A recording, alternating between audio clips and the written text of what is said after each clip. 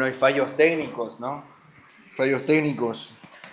En Hebreos 2, seguro Pedro también, seguro cuando era el Pentecostés, no sé si tenían fallos técnicos ahí, pero nosotros ahí tenemos fallos técnicos, pero eso no quita que nosotros podamos abrir la Biblia, buscar los versículos. Pedro nos incomoda con su carta y también nos incomoda hoy el Espíritu Santo a no tener la comodidad de mirar acá siempre y leer desde ahí, ¿no? Nosotros hoy vamos a tener que abrir la Biblia, navegar, buscar. Por ahí si alguien no lo encuentra, en la semana por ahí va a estudiar a ver dónde quedan las cartas, los libros, o dónde quedan el orden de encontrar.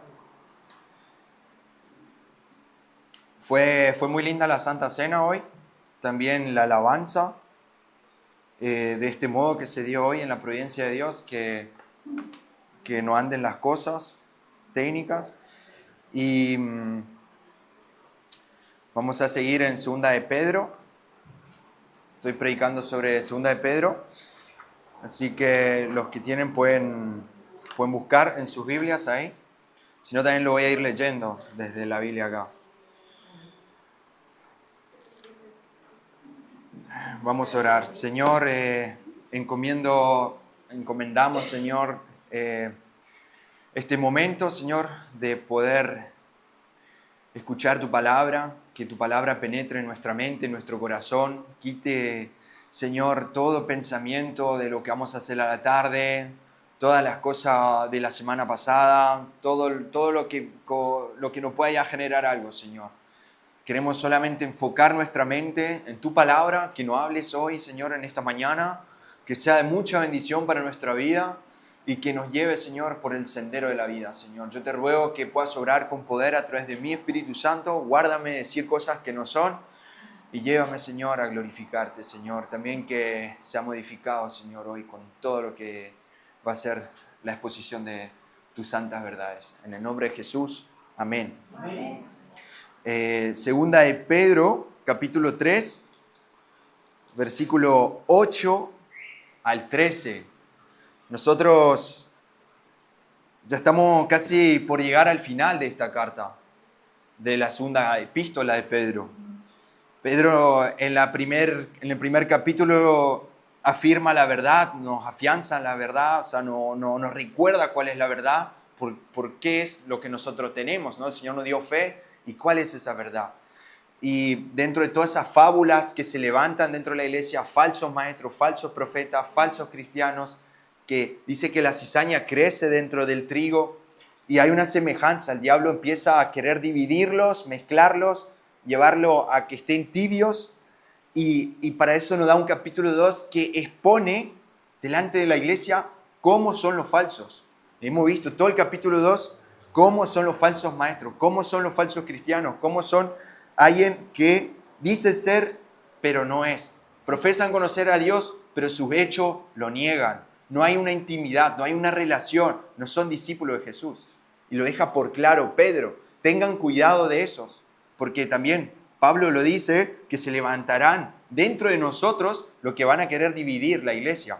Y hay que luchar con esa verdad. Por eso él quiere y nos afirma en el capítulo 1, que nosotros sepamos discernir la verdad. ¿Cuál es la verdad? Si ahora yo acá, y no tenemos para leer y todo, y no trajeron sus Biblias, ¿van a creer todo lo que yo le digo? Tienen que poner toda la luz de la Escritura, lo que se diga desde el púlpito. Es muy fuerte. Si vamos a la ley, los falsos profetas profetizaban algo y si no se cumplía, eran apedreados. O sea, hablar de la palabra de Dios, todo aquel que predica la palabra de Dios va a tener que dar cuenta por lo que dice. Acá estoy delante de un gran problema si yo decirle algo a ustedes lo que no está escrito. Porque los ojos del Señor están puestos sobre mí, pero también están puestos sobre ustedes. Porque si proclamo la mala noticia, la buena noticia, Dios juzgará. Y es un Dios que traerá juicio a este mundo. Y esto es el capítulo 3, que Pedro, y lo que vimos en la predicación anterior, que hay burladores en estos tiempos. En los finales de los tiempos va a haber burladores. Gente que se va a burlar de los que profesan la verdad. Gente que se va a burlar de lo que dicen ser discípulos de Jesús, que siguen a Jesús, que profesan a Jesús, que dicen que Jesús resucitó y está vivo. Se burlarán. Hay burladores, gente que se burla. Pedro lo deja por claro, que Dios tiene también un lugar preparado para los burladores, que se burlan de la verdad. Porque así también en los tiempos de Noé había burladores. Había gente que se burlaba de Noé, hasta que llegó el tiempo señalado por Dios. Y ese tiempo señalado vamos a ver hoy nosotros. ¿Qué tiempo señalado? Nosotros vimos el tiempo señalado de los días postreros, estos finales de los tiempos, pero también está el día señalado, que es el día del Señor, el día del juicio, donde el Señor vendrá y ya no va a haber más tiempo para arrepentirse. Ahí se habrá acabado todo. Y ese tiempo puede ser hoy a la tarde, puede ser dentro de una hora, puede ser ahora en 10 minutos, puede ser en cualquier momento. Los que tienen su Biblia lo pueden abrir, capítulo 3, versículo 8. Y dice, versículo 8 del capítulo 3 de la segunda carta de Pedro: pero amados, no ignoréis esto, que para el Señor un día es como 1000 años, y 1000 años como un día. El Señor no tarda la promesa, como algunos consideran tardanza, sino que es paciente hacia vosotros, no queriendo que ninguno perezca, sino que todos procedan al arrepentimiento. Pero el día del Señor vendrá como ladrón, en el cual los cielos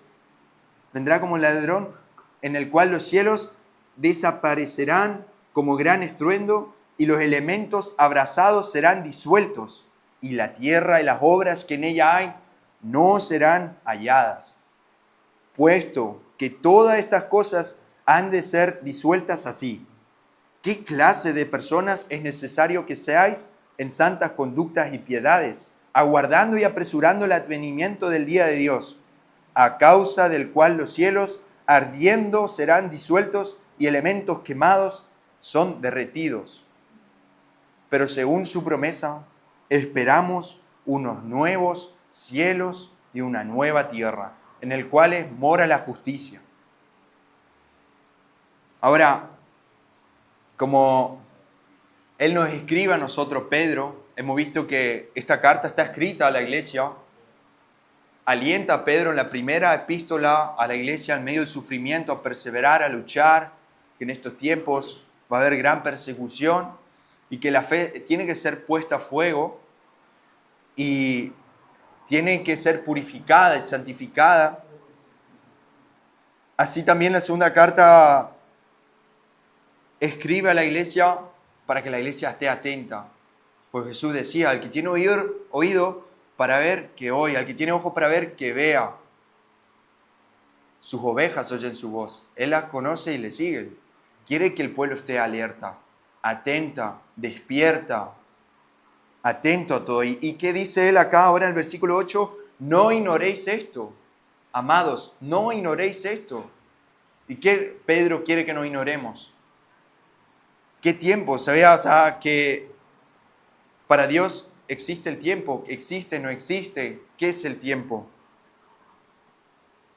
Que para el Señor un día es como 1000 años y 1000 años como un día. Dentro que hay muchos burladores, se burlaban que Dios tarda con esto. Vimos en la predicación anterior que se burlaban, o sea, ¿dónde está el día del advenimiento? ¿Dónde está el día que usted proclama que Jesús va a volver? Y Pedro está ahí escribiendo 30, 40 años después de que Jesús murió y está en la gloria, resucitó y vive. De todo esto lo que pasó, lo que recordamos hoy a la mañana en la Santa Cena, está llevando a que el día del Señor, o sea, como Dios en ese no tiene tiempo, entra para sumergirnos ahí, porque muchas veces es usado este versículo y se lo saca de contexto y se aplica a algo que por ahí no es. Ahora, Dios no mide el tiempo como nosotros. Como Dios es omnipresente, Dios está acá, pero a la vez está en la gloria. Pero Dios no envejece como nosotros. Nosotros somos una creación suya. Desde que Dios creó la tierra, estaba todo, y lo vemos en griego, y lástima no tengo las imágenes hoy acá porque iba a ser un lindo ejemplo para poder mostrarlos, pero le explico, Dios está en un kairos, en griego, en un tiempo eterno, eterno, donde su palabra expresa todo lo que Él es, el gran yo soy, el yo soy en pasado, yo soy en presente y yo soy en futuro, en ese kairos eterno, presente, totalmente en el tiempo, y nosotros sumergidos en el cronos, donde el reloj camina, donde envejecemos, donde crecemos, donde van cambiando las estaciones, donde nosotros tenemos un cronógrafo en la mano, tenemos un tiempo, donde la hora camina. Hay un tiempo donde nosotros está, y dentro de ese tiempo Dios habla que hay tiempos señalados, que hay tiempos que van a pasar cosas, y Él promete que van a pasar cosas, y es fiel a que pasen estas cosas.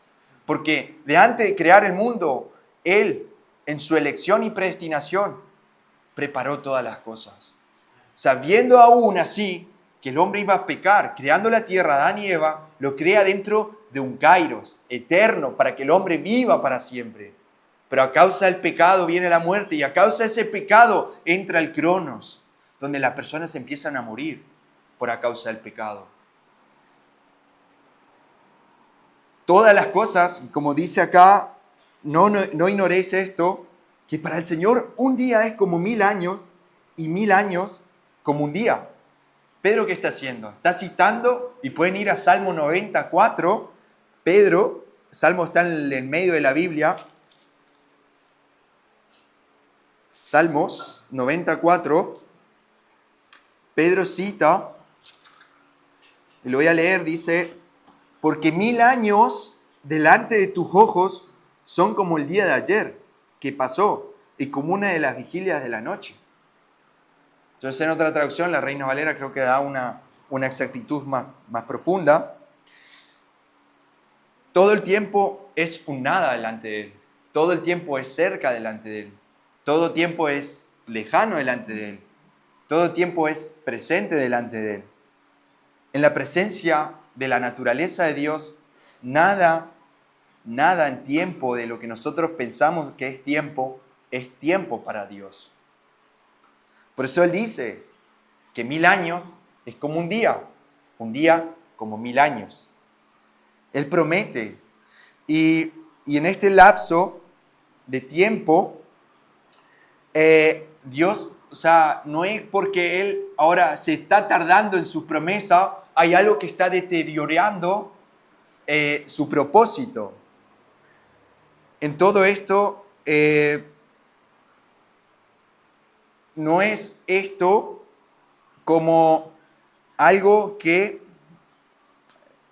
deteriora, o sea, como Pedro nos está dando algo que no es.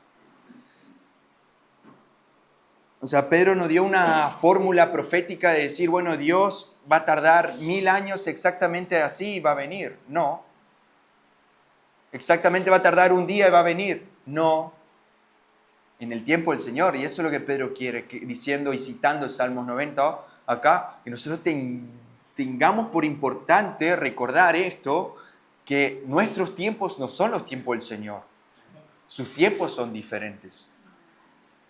Nosotros, en todo esto, Pedro solamente quiere que tengamos, o sea, una vista de la referencia de Dios como principio general de que Él tiene un tiempo diferente al nuestro. Él es diferente a nosotros. Él es eterno. Nosotros, hoy de tarde no puede chocar un colectivo. Dios es eterno. Nosotros tenemos un principio y fin, pero Él a la vez dice, yo soy el principio y el fin. Yo soy el alfa y el omega. Él a nosotros, ahora vamos a ver en el versículo 9, cómo nos va a hacer parte con Él en todo. Y hay que tener cuidado con este versículo 8 porque muchas veces es mal utilizado y abre la puerta, una llave, a cosas que no son. Y se enseñan cosas que no son bíblicas, ¿no? Va bien, o sea, Pedro en esto quiere recalcar que Dios es soberano y es omnipresente en todo. Él deja por claro en este versículo, Él es soberano, es omnipresente en el tiempo. Él está con nosotros y difiere radicalmente de lo que nosotros vivimos, que podemos poner el despertador a las 6 de la mañana y suena. Dios no obra así. Y dice el versículo 9, el Señor no retarda la promesa como algunos consideran tardanza, sino que es paciente hacia vosotros, no queriendo que ninguno perezca, sino que todos procedan al arrepentimiento. Primero, Dios es fiel. Dios es fiel porque el Señor no tarda su promesa. Y nosotros podemos buscar en Gálatas 4:4. Está llenísimo de versículos de profecías que se hablaron en el Antiguo Testamento, que se cumplieron, profecías que están pasando en este momento y profecías de que van a pasar. Y ahora, por el tiempo, vamos a ver Gálatas 4:4. Una profecía, dice, pero cuando vino el cumplimiento del tiempo, Dios envió a su Hijo, nacido de mujer, nacido bajo la ley. ¿En qué tiempo lo mandó? En su tiempo, en el cumplimiento del tiempo. Dios preparó un tiempo. Jesús no vino en la época de Abraham, no vino en la época de Moisés o en la época de David. ¿En qué tiempo vino? En el tiempo señalado de Dios, donde se levantó el último gran profeta, Juan el Bautista, y preparó el camino para que el Señor venga. Predicó el camino al arrepentimiento, que hagan derechas sus sendas. Hebreos 6, 18. Hebreos 6, 18.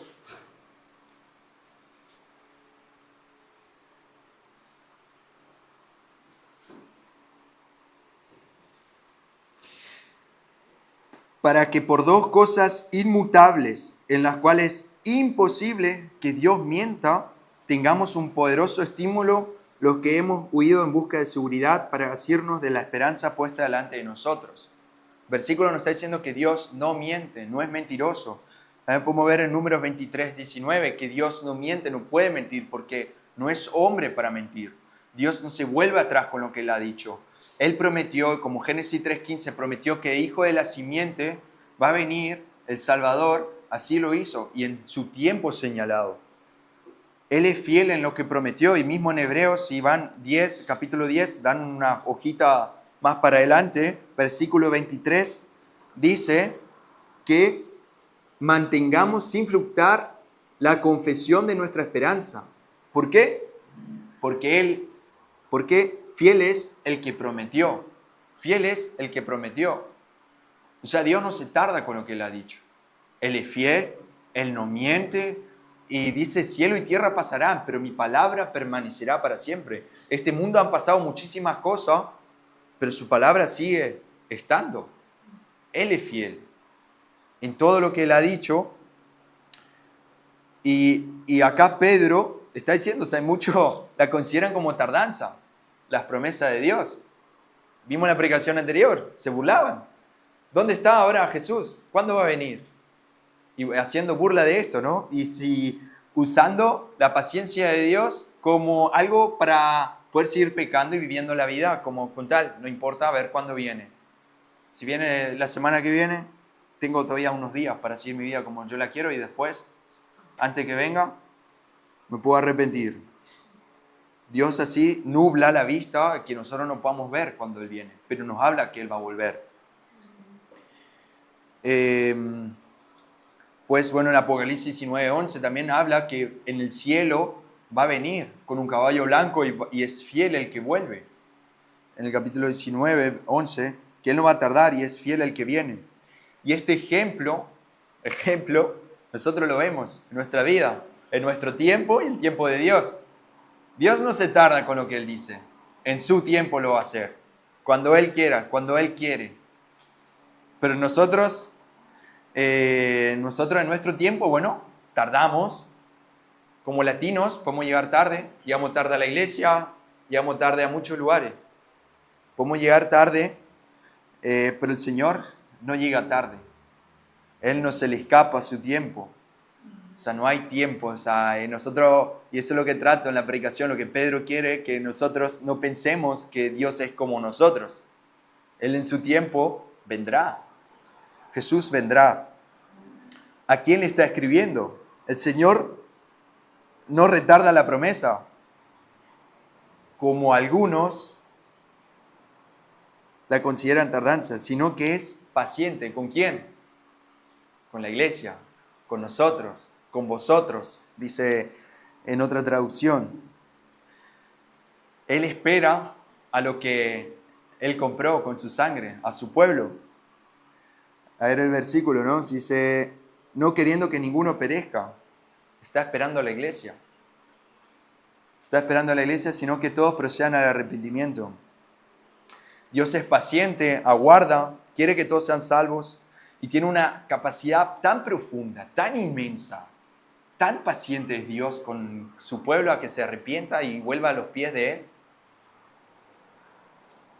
Es paciente con este mundo. Y también Dios, al ser paciente, soporta muchas cosas. Soporta tantas cosas sin interrupción alguna. Todo el tiempo, blasfemias, rebelión, homicidios y cuantos pecados que transgreden la ley de Él en continuo momento. Y Dios es paciente, lento para la ira, grande en misericordia. ¿Cuántos pecadores que han caído a los pies de Él? Miserable, dice lo peor del mundo, para burlarse después en el día del juicio de los que se creen justos.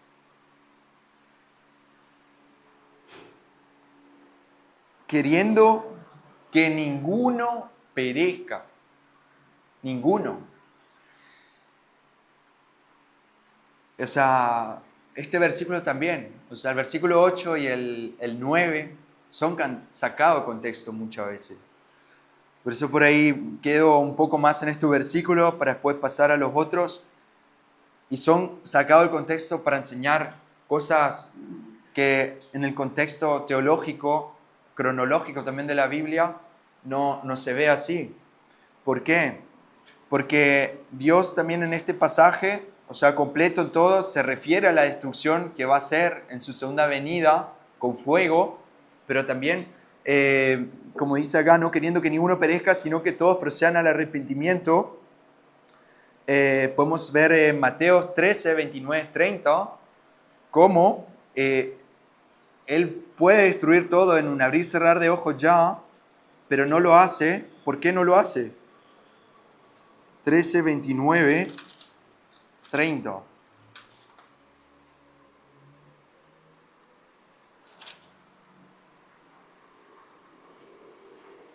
Pero Él dice, no sea que recogiendo las cizañas arranquéis con ellas el trigo. Dejad crecer juntamente lo uno y lo otro hasta la siega, y en un tiempo de la siega diré a los segadores, recoged primero las cizañas y atadlas en manojos para quemarlas, pero el trigo reunidlo en mi granero. O sea, el trigo va a ser reunido con Él. La cizaña va a ser echada al fuego. Jesús no viene porque aún hay pecadores que quieren caer a los pies de Él todavía. O sea, y todavía hay personas que van a creer en Él. Y eso no es que ya todos cayeron a los pies de Él y bueno, y ahora Dios está esperando un tiempo más. No.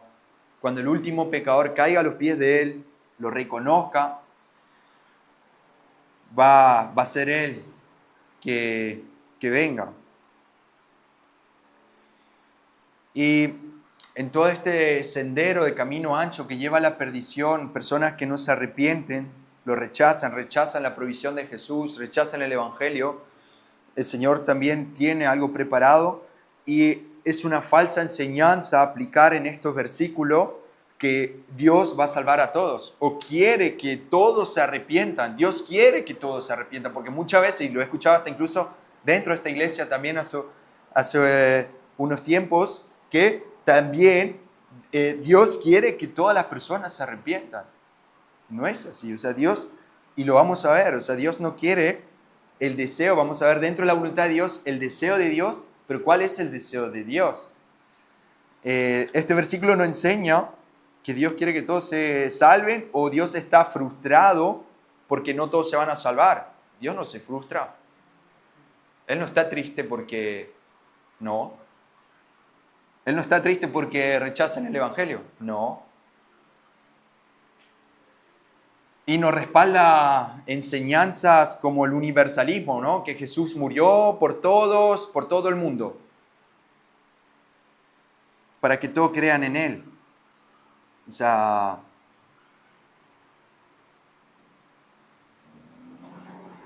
un universalismo que si existiera, si realmente todos se van a arrepentir, no tendría la Biblia que hablar de un gran juicio.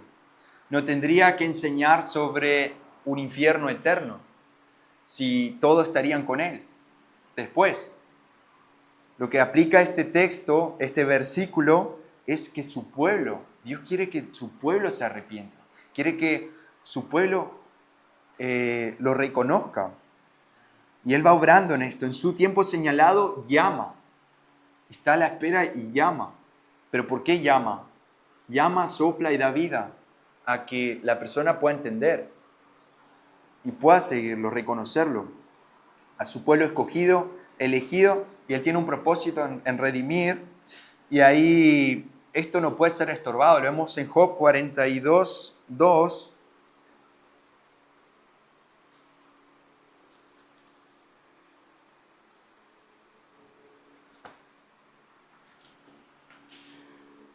Dice, reconozco que todo lo puedes y que ningún propósito te puede ser estorbado.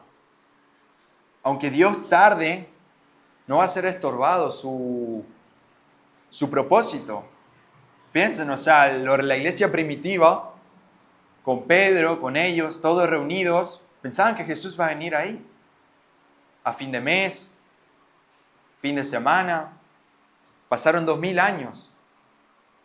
Pero el Señor no tarda su promesa. Él dice, yo vengo pronto. Yo vengo pronto. Y es un saludo que vimos en la predicación anterior, el Maranata. Cómo la iglesia lo proclama que Jesús va a venir. Cristo viene pronto. Y ese pronto es en el tiempo del Señor, no nuestro tiempo. Es decir, porque hay muchos que usan este versículo para decir, tal fecha, tal año, porque pasaron 2000 años, pasaron 2000 años más, y que va a pasar esto, y que va a pasar aquello, que va a ser como ese 1000 años se traduce a... No, Pedro no está enseñando esto. No hay tiempos para marcar ahí. Estos versículos son mal interpretados muchas veces y se lleva a algo que por ahí no es. Dios no se deleita en la muerte de los malvados. O sea, Dios tampoco no tiene nada que ver con el pecado, pero tampoco se deleita que la gente muera. Si Dios creó para que vivan para siempre. Pero por consecuencia del pecado la gente se muere. Dios no cae en la depresión, en que la gente va a decir, no, yo no lo rechazo, ¿no? Él no va a estar deprimido por eso. Nosotros no podemos deprimir por predicarle el Evangelio a un familiar y no creer en el Señor. No podemos deprimir porque le predicamos el Evangelio a un familiar, un ser querido que está en el hospital, se está por ir, predicarle y que tenga una blasfemia contra Dios. A nosotros nos puede generar depresiones eso, mal gusto, pero Dios no. Él lo dice en Ezequiel 18:32. Ezequiel 18:32. Ezequiel 18:32. Y dice, ¿quiero yo acaso la muerte del que muere? Dice Adonai Yahvé. ¿Acaso Dios quiere que el hombre muera? No. Proveyó un Salvador. Proveyó un Salvador, que es Jesús, para que nosotros podamos tener vida. Y lo vemos, y este deseo, porque dice, el Señor no tarda su promesa como algunos consideran tardanza, sino que es paciente hacia vosotros, no queriendo que ninguno perezca, sino que todos procedan al arrepentimiento. Y ahí, 1 Timoteo 2, 4, que muchos usan este versículo para decir sí, pero lee acá. Él quiere que todos se arrepientan. Primera de Timoteo, capítulo 2, versículo 4, dice, el cual desea que todos los hombres sean salvados y lleguen al conocimiento pleno de la verdad. Y lo afirman, que Dios va a salvar a todos. Algo que es claro, sí, todos lo van a conocer, pero ¿cómo lo van a conocer? Dice Filipenses que todas rodillas a doblar, todos van a confesar que Él es el Señor. Y el deseo de Él que todos los hombres sean salvados. Pero cuando hablamos de todos, ¿qué todos se está hablando?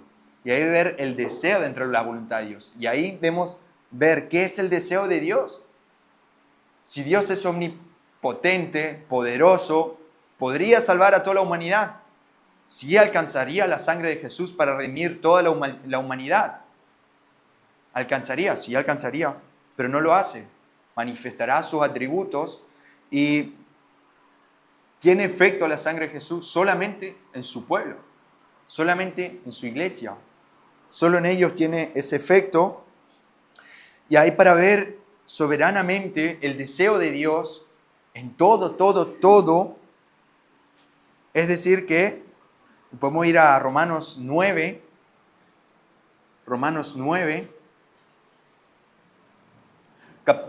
capítulo 9, versículo 18 al 24. Después en su casa pueden leer todo el capítulo. Ahí habla de este deseo de Dios, cómo Él escoge a algunos para una cosa y escoge a otros para otra cosa, y manifiesta su justicia, manifiesta su bondad, su misericordia, su gracia con otros, aunque todos merecen lo mismo. Dice el 18 hasta el 24, así dice, así pues, del que quiere tiene misericordia y al que quiere endurece. Me dirás entonces, ¿por qué pues inculpa? ¿Por qué? ¿Quién ha resistido a su voluntad? En todo caso, oh hombre, ¿quién eres tú para que alterques con Dios? ¿Dirá acaso el moldeado al que moldea? ¿Por qué me hiciste así? ¿O no tiene potestad el alfarero para hacer de la misma masa un vaso para honra y otra para deshonra? ¿Y qué si Dios, queriendo mostrar la ira y hacer notorio su poder, toleró con mucha paciencia vasos de ira dispuestos para destrucción, y para hacer notoria la riqueza de su gloria en vasos de misericordia que preparó de antemano para gloria? Para la gloria de Él. El deseo de ejecutar su plan. El deseo de crear la tierra y manifestar sus atributos como Él es. Él no necesita de nosotros. Ahí está su deseo perfecto, glorioso de manifestar. Y manifestará a su Hijo. A través, ¿cómo se manifiesta? En su lenguaje de mandar a su Hijo al mundo y que sea conocido el mundo, que lo conozca a Él a través del Hijo. Hay decretos que Él lleva a cabo en su elección y predestinación. Entra en todo esto, de algo que se llama, y que se lo pueden estudiar, es la benevolencia general. ¿Qué es la benevolencia? Y nosotros usar otra palabra, es decir, la gracia común. El sol sale sobre ¿quiénes? Sobre impíos, injustos, sobre la cizaña, sobre el trigo, sobre el que es y el que no es, sobre Abeles y Caínes, sobre dos pueblos en este mundo, dos generaciones en este mundo. No estamos hablando de países, de culturas, de color de pieles, alto, flaco, gordo, chico. No está hablando de eso. Está hablando de dos ramas delante de Dios. Los que son salvos por gracia y los que quieren ser salvos por sus obras. A estos es una disposición constante, inmerecida de Dios de hacer el bien, con todos, bendecir a todos, con la comida, el alimento, el clima, otorgando mucha bendición a la humanidad con una bondad universal, que Él en realidad arrasar con todos. Y como leímos, ¿por qué no lo hace? Lo leímos en Mateo 13, que para que sea cargado todo, dé fruto su pueblo. Y cuando llegue el último, ahí será el sonar de la trompeta, el Maranata, Jesús viniendo en el cielo, y será proclamado todo el día del gran juicio, donde todos van a tener que dar por cuenta. Y este deseo de Dios, que está en este versículo, que todos se arrepientan. ¿Cuál es el deseo de Dios? Llevar a cabo su propósito. Y ahí entran unos ejemplos para, no sé, un ejemplo de dentro, si estudiamos la voluntad de Dios, este deseo de Dios, ¿cómo es este deseo de Dios? Vemos el ejemplo de Jesús en Getsemaní orando, Señor, Señor, pasa de mí esta copa. Pasa de mí esta copa, pero hágase tu voluntad. Si es posible, pasa de mí esta copa. Jesús sabía todo lo que le esperaba adelante, el camino hacia la cruz. Pero hágase tu voluntad. Tanto el Padre también, que le duele mucho todo esto, el deseo de Él también, como decir un padre, que estoy parado delante de la puerta, viene mi hijo, me abraza, dice, papi, quédate a jugar, pero no, me tengo que ir a trabajar, me encantaría quedarme a jugar con vos, pero tengo que ir a trabajar por tu propio bien, por nuestro bien. Tanto así, la voluntad de Dios era la cruz. Alguien tiene que morir, alguien tiene que pagar. El perfecto que va a satisfacer a todo. Va a satisfacer también a Adán. Dios exige obediencia. El deseo de Dios es la obediencia. Adán en el Edén lo deja ahí y quiere obediencia. El deseo de Dios es que Adán obedezca, pero sabía que iba a pasar. Dentro hay una caída y solamente el que puede llegar a esto, a satisfacer el deseo de Dios, es Jesús, que pudo decir, consumado es. Tetelestai en la cruz, puede agarrar Jesús y que es la satisfacción en la perfección, en la santidad, en la justicia, en el cumplimiento de todo, delante de la voluntad, el deseo de Dios. Afirma los atributos. ¿Por qué? Porque Jesús es Dios. Él es autosuficiente y solamente Él pudo cumplir eso. Solamente Él. Solo Él. Nadie más. Solo Él pudo obedecer a Dios a la perfección. De ahí no es imputada a nosotros la justicia de Él, porque Él vivió lo que nosotros no podemos vivir. ¿Y dónde está su pueblo que se arrepiente, lo conoce y Él quiere que todos se arrepientan y crean en Él? Se arrepientan a Dios y tengan la fe en Jesús.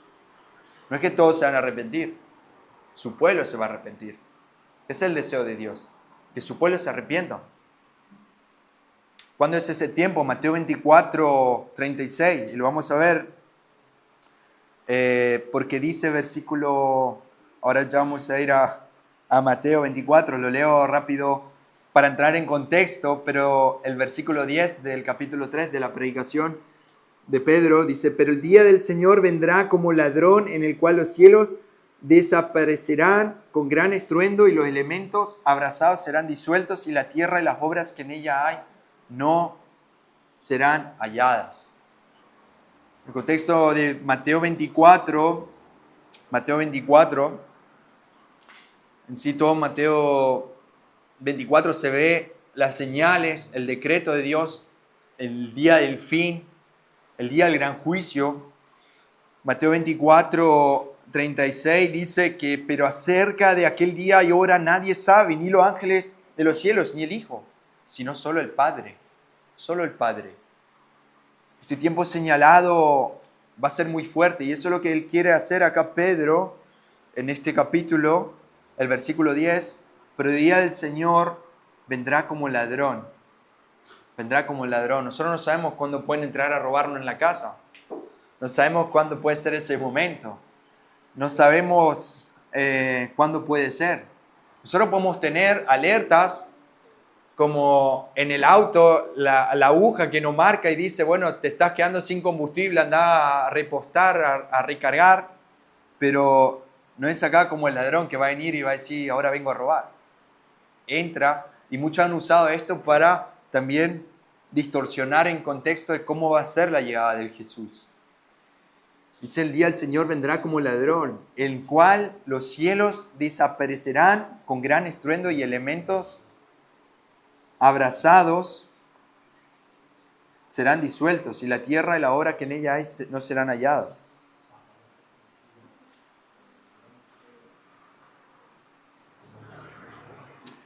Ya que estamos en Mateo 24, leemos también el 29 al 30, que dice, inmediatamente después de la tribulación de aquellos días, el sol será oscurecido y la luna no dará su resplandor. Las estrellas caerán del cielo y las potencias de los cielos serán conmovidas. Entonces aparecerá en el cielo la señal del Hijo del Hombre y todas las tribus de la tierra se lamentarán entonces y verán al Hijo del Hombre que viene sobre las nubes del cielo con poder y gran gloria. Verán a Jesús. Va a haber un gran estruendo. Nadie va a poder decir, no me enteré que Jesús viene. No, todos se van a enterar que Jesús viene. Va a temblar la tierra. Va a haber un gran estruendo fuerte, creo que jamás conocía por el hombre, como fue el día de Noé, que hubo estruendo y se abrieron las cámaras del abismo, como vimos en la predicación anterior, que Dios usó el agua que creó todo para inundar a la tierra y como ahora está preparando todo para el día del fin, para consumirlo con el fuego de su ira. Él va a arrasar con todo. Y vemos 1 Tesalonicenses 5.2. 1 Tesalonicenses 5.2. Voy a tratar de apurarme. No sé si sigo con el tiempo. 1 Tesalónica, versículo 5. Capítulo 5.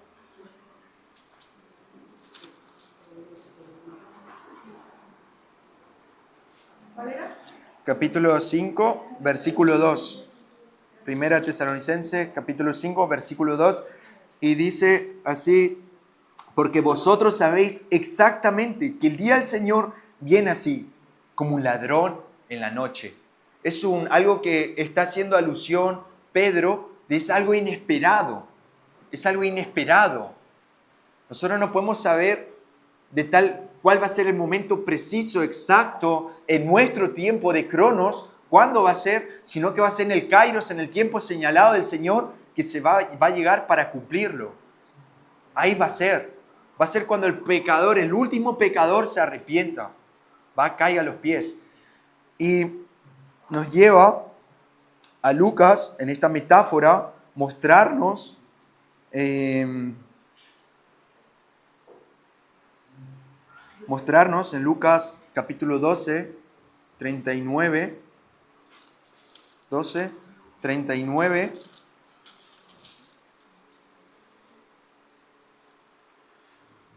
y el 40. Pero sabed esto, que si el amo de la casa supiera a qué hora vendría el ladrón, no dejaría de forzar su casa. También vosotros estad preparados, porque el Hijo del Hombre viene a una hora que no pensáis. Jesús va a venir cuando menos lo piense. ¿Cómo te puede encontrar ahí?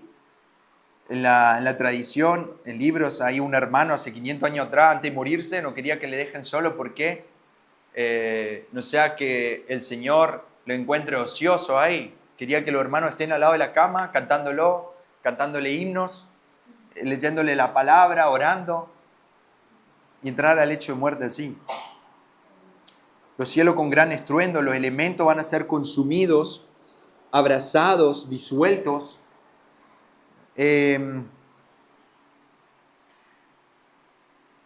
Y todas las obras que hay ahí, vamos a leer, si están en capítulo 3 de la predicación, capítulo 3 de Pedro, la segunda carta, el versículo 14, que dice, por lo cual, amados, en tanto que aguardéis estas cosas, procurad con diligencia ser hallados por Él en paz, sin mancha, irreprensible. Esto es lo que Pedro quiere, que su iglesia esté despierta, anhelando a que Jesús venga, orando, haciendo las cosas que el Señor quiere que hagamos, usando los medios de gracia, predicando las buenas nuevas. En ese día todas las obras van a ser descubiertas, en el día del juicio. Todas las obras que hay en ella van a ser halladas cuando venga Jesús. Y el versículo 11 dice, puesto que todas estas cosas han de ser disueltas así. Y hay traducciones que ponen signo de pregunta, pero es una exclamación que dice, ¿qué clase de personas es necesario que seáis santas en conductas y piedades? O sea, va un reto directo a la iglesia de Cristo. O sea, nosotros tener una vida conforme a los parámetros de Dios. O sea, caminar como Él anduvo. tener tiempo de devoción, un corazón íntegro delante de Dios. Tenerlo a Él y hacer realidad del juicio y realidad de lo eterno. Tener en conciencia de que Jesús va a venir, que el infierno arde y que el eterno es para siempre. Que Jesús viene y va a haber un fin para todo y un comienzo para su pueblo. Un abrir y cerrar de ojo y procuramos agradarle con nuestra vida. 2 Corintios 5, la segunda carta de Corintios, capítulo 5, versículo 9, dice así: por lo cual también procuramos, ya presentes o ausentes, serle agradables. En los requisitos, nosotros vemos en Timoteo, que los hombres sean irreprochables, una vida santa, una vida de devoción, de integridad, una vida de piedad delante de Dios. En el versículo 12 dice: aguardando y apresurando el advenimiento del día de Dios, a causa del cual los cielos ardiendo serán disueltos y los elementos quemados son derretidos. Esto puede ser muy fuerte, yo no sé, yo he estudiado técnico electromecánico en la Argentina, ¿no? Acá mi hermano estudió lo mismo, creo que Mirko, Diego, creo que también pasaron por eso. Uno cuando agarra material como el plomo, estaño o no sé, otros hermanos, cuando uno lo acerca al calor, ¿qué pasa? Es un material que puede parecer liviano, es un material que uno por ahí, apretando cierta fuerza, uno lo puede doblar, deformarlo, el estaño, el plomo, pero ¿qué hace? ¿Qué pasa con ese material? Mismo el estaño, si uno acerca el estaño al calor, se funde, se derrite, o sea, no hay nada, uno ve cómo se acerca el estaño sobre el calor y o sea, cómo se esparrama, no puede nada, y esto es un reflejo, un ejemplo de este material cuando va a venir Jesús, y este versículo que dice que el día del advenimiento los cielos ardiendo serán disueltos y los elementos quemados son derretidos, los elementos de este mundo, cuando venga Jesús va a arder y va a ser muy fuerte. Su iglesia va a ser levantada con Él, su iglesia se va a encontrar con Él, va a venir un juicio fuerte, fuerte, fuerte. Dios va a destruir todo donde mora el pecado, porque Él es santo, Él es santo. No mora el pecado con Él. Esto nos debe llevar un motivo de conducta, de reverencia a Dios, una actitud de aspecto de vida profunda. Él, como oraba Esteban recién, citando la Biblia, sed santo porque yo soy santo. Sed santo porque yo soy santo. Dios quiere que su pueblo sea como Él. Su Hijo. Nosotros somos adoptados, su Espíritu mora en nosotros. Tenemos su Espíritu que da fruto de lo que es Él. La paz, paciencia, bondad, mansedumbre, el amor, dominio propio. Él quiere que nosotros aprendamos y caminemos como Él caminó. Quiere que su pueblo sea así. Santo, apartado del pecado. Versículo 13, para terminar, dice: pero según su promesa esperamos unos nuevos cielos y una nueva tierra en cual mora la justicia. ¿Cuál mora la justicia? Pedro vemos que cita muchas veces un estilo de Mateo, pero más va citando el Antiguo Testamento. Ahí cita Isaías 65, 17.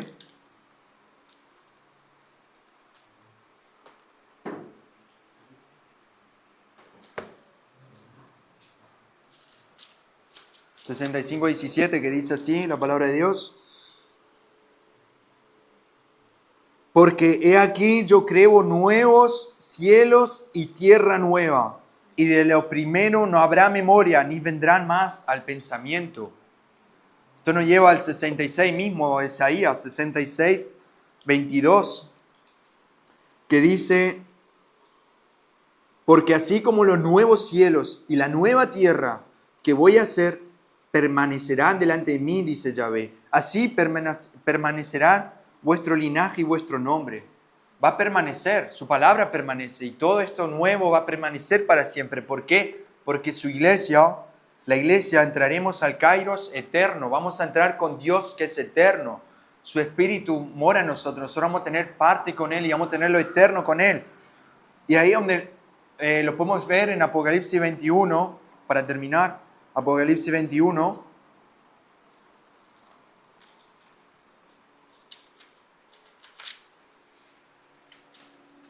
Del 1 al 8 lo voy a leer.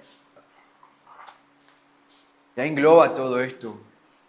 Engloba el tiempo del Señor, que es el día del advenimiento que va a llegar y su iglesia se va a encontrar con Él y va a pasar a lo eterno. Ya no habrá más dolor. ¿Por qué? Porque dice en Pedro que donde mora la justicia, dice, pero según su promesa esperamos un nuevo cielo y una nueva tierra en cual mora la justicia, porque Dios es justo, es santo, es perfecto. Así su pueblo es eso, a través de Jesús, lavada por la sangre de Jesús. Dice el 21, dice, vi un cielo, Apocalipsis 21, versículo 1, vi un cielo y una tierra nueva, porque el primer cielo y la primera tierra pasaron y el mar no existe más. Y vi que descendía del cielo de Dios la ciudad santa, una nueva Jerusalén, dispuesta como una novia ataviada para su esposo. Y oí una gran voz procedente del trono que decía, he aquí el tabernáculo de Dios con los hombres, y morará con ellos, y ellos serán pueblos suyos, y Dios mismo estará con ellos, y enjuagará toda lágrima de sus ojos, y ya no existirá la muerte, y no habrá llanto, ni clamor, ni dolor. Las primeras cosas pasaron. Y el que está sentado en el trono dijo, he aquí hago nuevas todas las cosas. Y dijo, escribe, porque estas palabras son fieles y verdaderas. Y me ha dicho, hecho está, yo el alfa y el omega, el principio y el fin. Yo le daré gratuitamente al sediento de la fuente del agua de la vida. El que vence heredará estas cosas, y le será por Dios, y él me será por hijo. Por hijo. Nosotros, su hijo, su pueblo, somos llamados hijos suyos.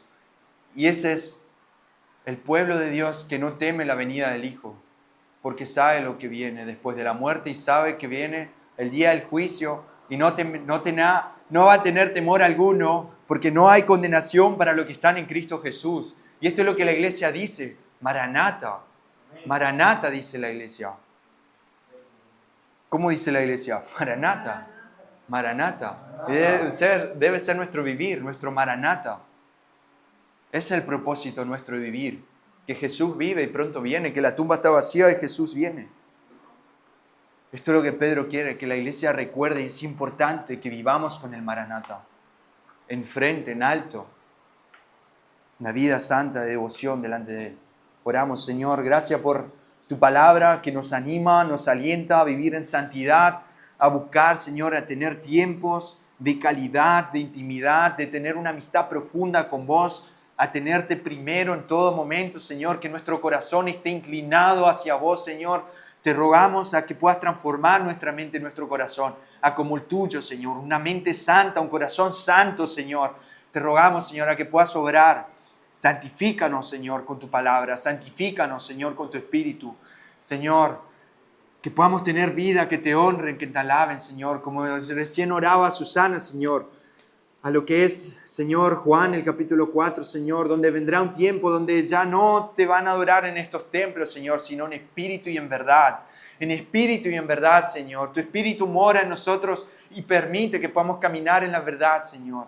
Permite que podamos ser, Señor, santo delante tuyo, tener una vida que te honre, que te glorifique, Señor, que podamos tener la justicia delante de nosotros, Señor, puesta, Señor, en la coraza de justicia, puesta en todo lo que hacemos, Señor, porque vos sos justo, Señor, y nosotros somos tu pueblo, somos tus hijos. Yo te ruego, Señor, que en esta semana puedas obrar. Danos hambre de leer tu palabra, danos hambre de buscarte, danos sed, Señor, de buscar de la oración, de la intimidad, de estar de rodillas delante tuyo. Señor, sabiendo que falta muy poco a que vengas en estos tiempos, Señor, donde vemos cada vez que la tierra gime, clama que vengas. Vemos terremotos, vemos muchas cosas que pasan en este mundo, Señor. La maldad se incrementa. Sabemos que falta muy poco a que venga Jesús. Falta muy poco. Permite que tu iglesia esté despierta. Que tu iglesia esté, Señor, anhelando a que venga Jesús. Te ruego, Señor, que obres en nuestra pequeña iglesia local. Avívanos, Señor, que estemos despiertos. En el nombre de Jesús. Amén. Amén.